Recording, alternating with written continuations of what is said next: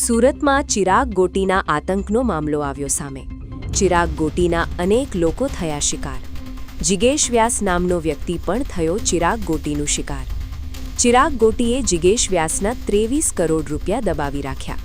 રૂપિયાની માંગણી કરે તો રિવોલ્વર બતાવી જાનથી મારી નાખવાની ધમકી આપતો। જિગેશ વ્યાસે પોતાની સાથે થયેલ યાતનાનો વિડીયો જાહેર કર્યો। જિગેશ વ્યાસ વારંવાર માફી માંગી રહ્યો છે, છતાં ચિરાગ ગોટી તેની સાથે અસહ્ય વર્તન કરતા જોવા મળ્યો।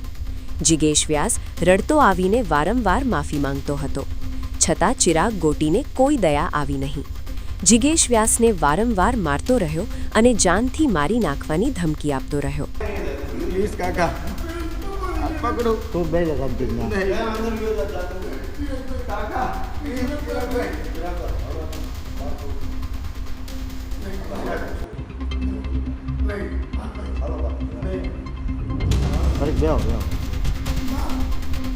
બે જાઓ શાંતિ જેટલા બે જાઓ શાંતિ જાઓ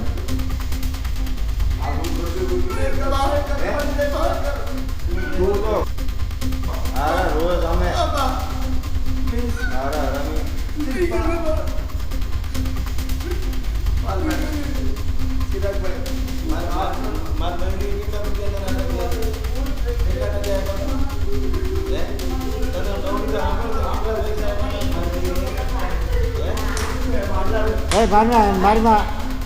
મારવા ને